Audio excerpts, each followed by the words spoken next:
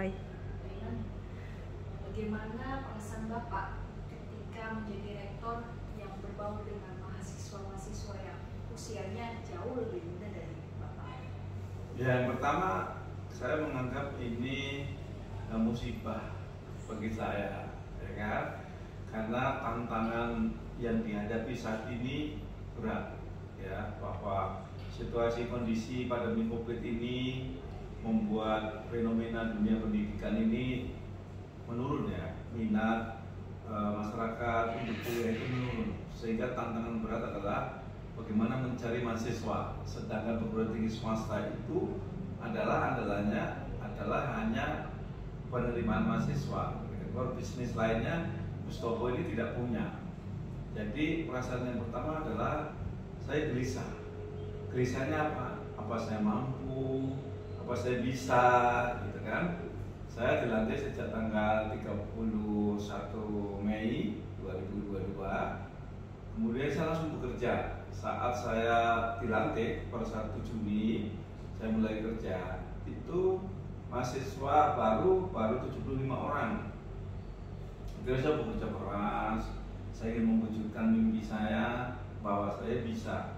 Nah, maka saya berbaur dengan mahasiswa, alumni, saya ajak bekerja sama untuk kembali ke sekolahnya masing-masing, untuk menyisir di tempat kerjanya bagi alumni, ya, sehingga saat ini alhamdulillah jumlah mahasiswa baru sudah mencapai 820 orang. Nah, jadi memang perasaan saya yang pertama adalah gelisah dan menganggap ini musibah, karena amanah itu tatkala saya tidak bisa menjalankan itu merasa dosa saya. Maka saya biasa tatkala saya mengemban sebuah amanah itu harus berhasil dan harus sukses, kira-kira begitu. Mungkin ada program-program yang berbeda Pak dari rektor sebelumnya gitu. Ya, tentunya memang ada. Yang pertama, saya ingin mewujudkan kampus Mustopo ini menjadi kampus kelas dunia. Oleh karena itu langkah pertama dalam rangka mewujudkan kelas dunia, saya mempersiapkan untuk akreditasi yaitu internasional, ya, melalui ISO. Nah, untuk program pascasarjana sudah kita laksanakan dan sudah divisitasi, mudah-mudahan bulan Oktober November sudah bisa. Kemudian Januari kita akan mengakreditasi institusi. Nah, institusi berarti universitas. Nah, tentunya itu yang pertama. Yang kedua, kami membangun kerjasama atau MOU dengan kepala daerah, baik gubernur, bupati, wali kota, dalam rangka untuk kerjasama mengembangkan kualitas sumber daya manusia.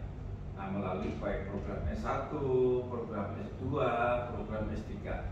Alhamdulillah disambut baik. Kemarin kami juga sudah audiensi dengan Gubernur Kalimantan Timur, kemudian Bupati Klaten, Bupati Sukoharjo, kemudian juga aparatur di Banten, kemudian juga di DKI.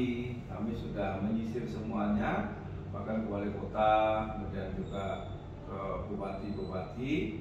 Nah, yang ketiga, di samping kita membangun kerjasama, yang ketiga adalah kita meningkatkan kualitas dari proses belajar mengajar kita. Nah, kemudian dari sisi kurikulumnya, kita perbaiki. Kemudian juga kita sesuaikan dengan saat ini program Pak Menteri Mas Nadiem, yaitu Merdeka Belajar Kampus Merdeka. Maka kita sesuaikan, ada kurikulum untuk memasukkan MBKM, yaitu Merdeka Belajar dan Kampus Merdeka. Kalau di sini sendiri seperti apa bentuknya Pak? Ada suasana yang berbeda dibangun atau mungkin ada sesuatu yang berbeda dari sebelumnya? Ya, kalau kita memberikan sebuah motivasi kepada para karyawan, para dosen, para mahasiswa, kemudian juga para alumni, ya. Jadi bahwa kita harus kerjasama, kita harus kompak untuk membangun Mustopo ini, ya, Mustopo ini. Jadi kita gerakannya adalah gerakan Mustopo Maju. Gerakan Mustopo Maju dengan yaitu bergerak maju bersama, sehingga kita harus bergerak bersama sehingga kita maju bersama. Kalau kita bergerak bersama, kan kita kesatuan utuh nih, sehingga tentunya akan mudah mencapai sebuah keberhasilan. Jadi kita membangun sebuah kekompakan, membangun sebuah kesulitan, dan juga memberikan motivasi bagi yang banyak memberikan sebuah andil dalam rangka mahasiswa, memasukkan mahasiswa.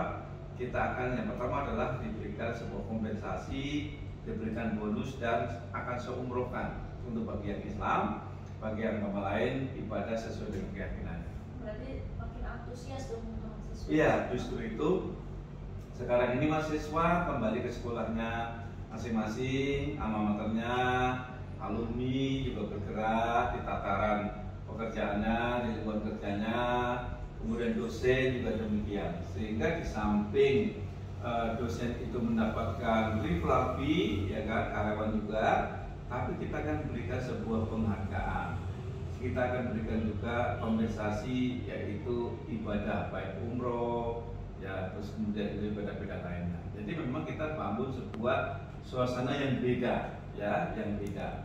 Dan kita lakukan selalu monitoring. Nah, kita ke unit-unit itu selalu sidak. Artinya kita bukan sidak, artinya monitoring kesulitanmu apa, kamu sudah makan belum, terus kerjaanmu sudah beres atau belum, seperti itu. Kan tentu ini banyak ya Pak, untuk dosen-dosen itu kan tidak sepemikiran, pasti kan ada berbeda-beda pemikiran. Bagaimana Bapak menyelaraskan untuk internal sendiri supaya sepemikiran dari Bapak ini, program-program ini bisa dijalankan dengan baik? Ya, saya kira yang pertama, program yang kita buat, visi misi atau program kerja yang kita buat, kita sosialisasikan, kemudian kita beri pemahaman bahwa kita sebagai pemimpin, baik dari pimpinan rektorat, kemudian dekanat, kemudian direktur, kemudian biro, dan sampai unit talent Bapak, itu di pundak kita punya tugas tanggung jawab untuk memajukan kampus ini, dan punya tugas tanggung jawab untuk memakmurkan karyawan dan dosen.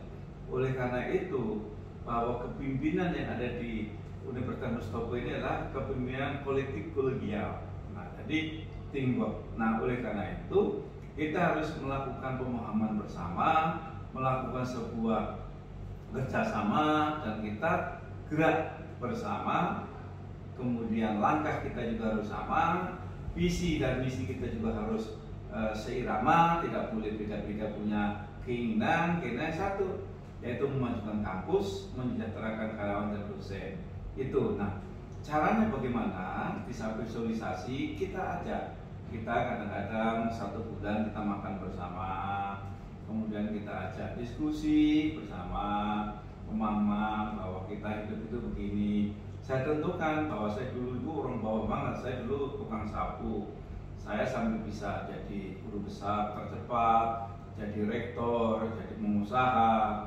Nah, itu saya sampaikan bahwa tantangan yang kita hadapi untuk menjadi orang sukses, untuk menjadi pemimpin yang sukses itu tidak mudah. Kita harus betul-betul melihat apa sih yang benar diingini oleh bawahan itu, apa sih sebenarnya dihadapi kesulitan oleh bawahan itu. Pemimpin harus tahu. Oleh karena itu kita harus bergandeng tangan bersama bahwa problem itu tidak boleh ditunda-tunda. Tatkala ada problem atau masalah, segera diselesaikan. Gitu. Menanyakan nggak Pak tentang sesukses sekarang ini? Ya, tentunya kita tidak membayangkan ya saat kecil saya hidup susah.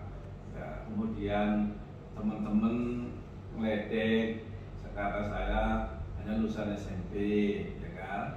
Nah, tetapi saya punya keinginan kuat bahwa orang sukses itu bukan dimiliki oleh orang yang kaya.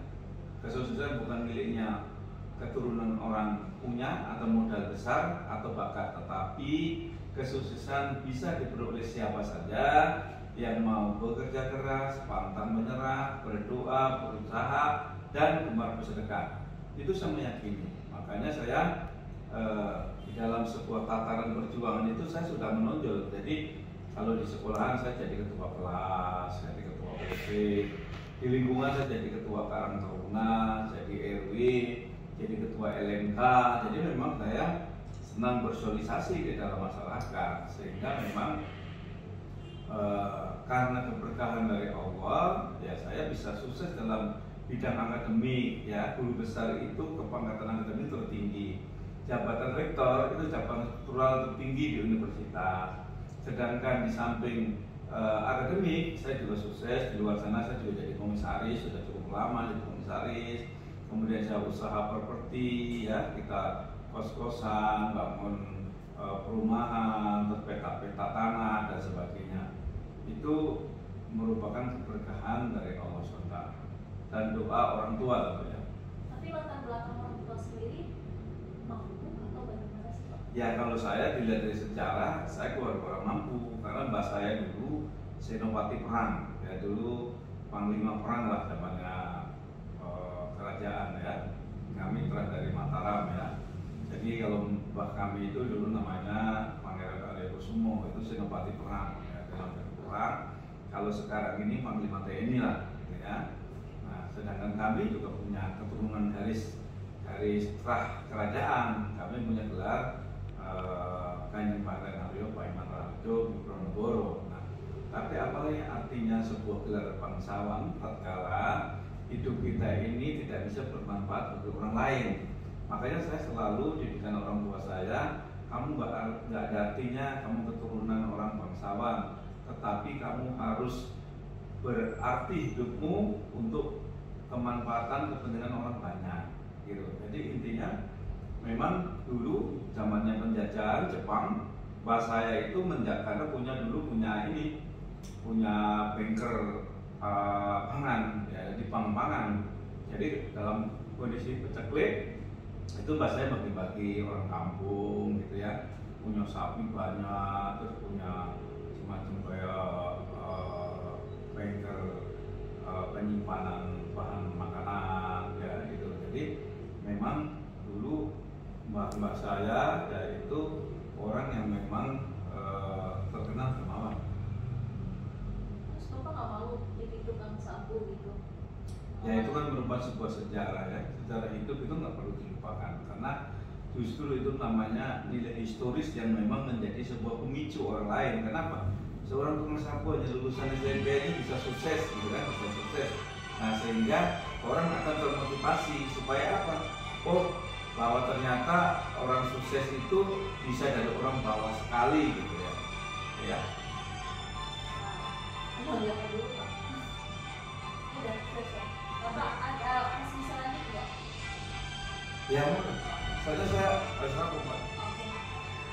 Untuk revolusi digital sendiri di sini seperti apa sih Pak? Sekarang kan era digital nih, di kampus-kampus kan sekarang sudah menerapkan banyak-banyak program, ada yang bikin inilah namanya, ada yang bikin ini. Di sini sendiri bagaimana Pak? Ya sekarang kita memang era digital, kita ada segala sesuatunya itu kan dengan era digital ini memudahkannya karena peran dari media ini kan luar biasa.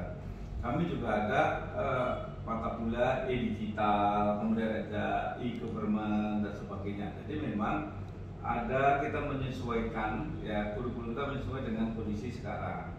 Bahkan kita di dalam kewirausahaan juga membuat sebuah bagaimana kita membuat sebuah menciptakan peluang kerja sehingga sarjana itu tidak hanya sekedar secara intelektual mendapatkan ijazah, tapi juga mampu menciptakan peluang lapangan kerja. Bapak kan kerjaannya seatur juga kan? Oh udah, oke. Cukup ya? Ya cukup Pak. Terima kasih. Panjang banget.